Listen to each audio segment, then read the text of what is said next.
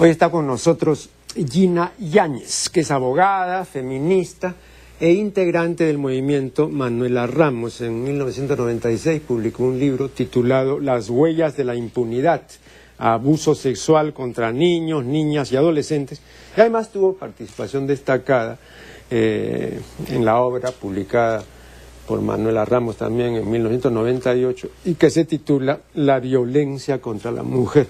Vamos a conversar acerca de este asunto que es muy amplio, además pues que la más cordial bienvenida a tan distinguida invitada.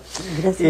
El psicólogo Alejandro Ferreiro, en un artículo publicado en la revista Quehacer, dice que el 92% de los reclusos de establecimientos penales son hombres, que es una abrumadora mayoría comparada pues, con la cantidad de presas, ¿no? Que apenas alcanza el 7 o el 8%. Y esto no solo es apreciable entre nosotros, sino en todas partes donde haya ciudades y sobre todo urbes, porque en el campo la situación es diferente. Entonces, yo creo que en el hombre hay una determinación biológica del comportamiento delictivo, ¿no? El varón es naturalmente más propenso a delinquir porque es naturalmente más agresivo que la mujer. De las 1001 pandillas que hay en Lima, 90 y tantos por ciento, algo así como 93% son pandillas de hombres, y hay muy pocas pandillas femeninas, ¿no?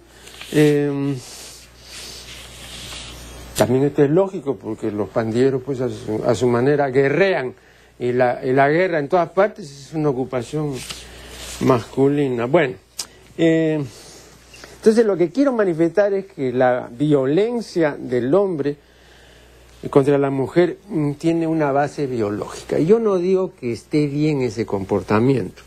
Lo que yo digo es que no se puede considerar que ese comportamiento se debe enteramente a la cultura, ¿no? O sea, no se debe a la artificialidad. Hay también una naturaleza ahí que hace que el hombre sea así. Yo no repito que esté bien que sea así, pero es así. Sí, cierto lo que tú dices, pero nosotros creemos que ciertamente hay lo biológico, no podemos separarlo 100% de lo cultural, pero nosotros sí le damos mayor peso desde nuestra perspectiva a intentar entender la violencia que se produce en el seno de la familia, sobre todo la violencia de pareja, a lo cultural, y que tiene que ver básicamente con lo que llamamos la socialización, lo que llamamos este aprendizaje de ser hombre y de ser mujeres. Y que justamente, tú bien dices, más mujeres, menos mujeres están en las pandillas, menos mujeres están en la cárcel, efectivamente, porque el mundo público, ¿no?, está todavía mayoritariamente los hombres. Expresión de ello es que no somos presidentas, los cargos más importantes no están en nuestras manos, seguimos considerando que nuestro mejor anhelo es ser mamá y quedarnos en casa con los niños, etcétera. Todavía hay eso que tiene que ver mucho con la violencia. No quita, de todas maneras, efectivamente lo que tú indicas, el tema de lo biológico. Pero sí me parece importante lo que comentas a propósito para poder trabajar el tema de los mitos. Perdón, pero yo me estaba refiriendo aquí a una determinación que no es una determinación de género, sino es una determinación sexual, ¿no? O sea, este carácter, digamos, biológico de la mayor agresividad del varón, eso no es una cuestión de género, eso es sexual. Eso, mira, estoy recordando casos de mujeres que han participado en la guerra, senderistas, por ejemplo, que son casos excepcionales, que han sido absolutamente violentas. Sí, ¿no? pero son absolutamente excepcionales. Violentas. No, Sí. pero eso no es lo normal. Las caporales de los campos de concentración también se han portado peor que los caporales, eso también está demostrado. Sí, yo creo que no, pero son casos totalmente de acuerdo. excepcionales. No, yo lo que insisto es que hay un contenido evidentemente biológico, no vamos a negar que existe, pero creemos que lo cultural, justamente esta construcción de un aprendizaje de hombre y mujer basada en unas relaciones de poder, donde todo está a favor, digamos, de la parte masculina, versus, ese es el tema, versus, porque no es mi complementariedad, versus lo femenino. O sea, para que él sea inteligente yo soy tonta, ¿no? Entonces él tiene el poder y él domina, y expresión de eso es justamente lo que lamentablemente estamos hablando hoy, el tema hasta de matarles, ¿no? Como parte de esa propiedad que se entiende. Entonces, ¿qué hay que atacar? Porque si así fuera, entonces no habría mucho que hacer. Sí, básicamente sería un determinado biológico. Yo creo que a partir de la práctica... Bueno, pero yo no he dicho que no hay nada que hacer, no, lo que yo he apuntado es un hecho de la biología, ¿no? Ahora, a partir de ese hecho se puede construir algo diferente. No, y además yo creo que también es parte de las cosas que estamos aprendiendo, porque esto tampoco está definido al 100%, ¿no? Yo recuerdo un trabajo que hizo una institución llamada Demus, hablando de personas que están en la cárcel, en el caso particular, por asuntos de violencia sexual, y ellos escribieron un libro que decía, yo solo actuaba como varón. Entonces hicieron entrevistas a hombres que ya estaban sentenciados en la cárcel por delito de violencia sexual, por violación concretamente, y la respuesta en la conversación que ellos tenían luego en la entrevista, pues ¿por qué la violó? Digamos, más o menos la pregunta a la persona que había sometido, porque ella me provocó. Claro. Y yo actuaba, ¿qué voy a decir si me provoca? Yo solamente actúo como varón, ¿no? Que es básicamente lo cultural, ¿no? O sea, la respuesta que la sociedad está esperando, un hombre siempre fuerte, un hombre siempre dispuesto a todo, un hombre que tiene que siempre que estar listo para todo, versus una mujer que necesariamente no tiene que actuar de esa manera. Entonces, eso entendemos que son los cimientos básicos sobre los que se está cimentando en la mayoría, en este caso en el Perú, el tema de la violencia, ¿no? Además ahí hay una cuestión peor, ¿no? Desde mi punto de vista, ¿no? Y justamente yo hablé de esto a diferentes propósitos en otro programa, y es que el ser humano, entre otras cosas, ha tenido dos que le repugnan y que le siguen repugnando. En un lugar, esforzarse, y en segundo lugar, asumir la responsabilidad de la acción o de la omisión.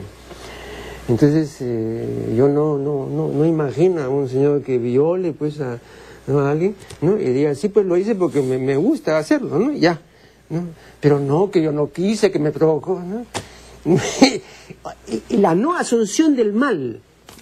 Y no, en general no asunción de la responsabilidad, porque en este país uno de los grandes problemas que tenemos, que tiene que ver justamente con lo que entendemos esta formación, esta cultura para hombres y mujeres, es, yo diría, cómo nos enseñan a ser irresponsables, sobre todo a varones, cuando tiene que ver con roles familiares. O sea, estos problemas de procesos de alimentos que hay en nuestro Poder Judicial altísimos, no tienen que ver con la justicia, tienen que ver con el aprendizaje a ser padre o a ser madre, que no lo hacemos. Cualquier relación sexual tiene la posibilidad de un embarazo. Tendríamos que decir a nuestros hijos. Entonces, si no quieres tener hijos, protégete. Pero aquí no pasa nada, pues, porque tú no te vas a hacer cargo de eso. Se hará su madre, etcétera, ¿no es cierto? Entonces, para mostrarte un pequeño ejemplo de cómo efectivamente tenemos que aprender a tener una responsabilidad. Y las chicas, ¿qué pasa? Saber decir no. Porque como me va a dejarme, yo no quiero que me deje.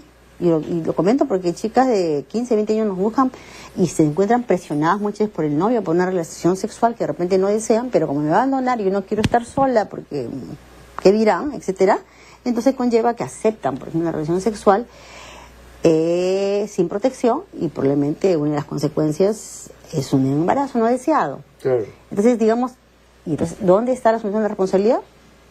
No vuelvo más a verte, probablemente. Entonces, hay que trabajar todo el tema de la responsabilidad, ¿no? De una acción, siempre digo a los jóvenes sobre todo, cualquier acto que uno, por acción o por omisión, hay responsabilidad, y uno tiene que asumir su responsabilidad. Y en el tema de la violencia particularmente, yo creo que tenemos que dejar de entenderla como algo natural, que así sucede. Sobre todo frases como la que aún se usan, ¿no? Cuanto más me pegas, más te quiero, ¿no? Está expresando esta aceptación de la violencia como una manera de relacionarnos.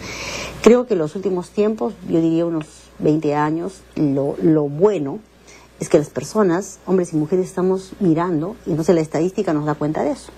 100.000 denuncias al año en la Policía Nacional, wow, pero no son 100.000, son muchas más probablemente. Pero nos está dando cuenta de que la gente está diciendo basta. No hay que seguir haciendo esto porque parece que no es bueno para nosotros como personas, como familia, como sociedad.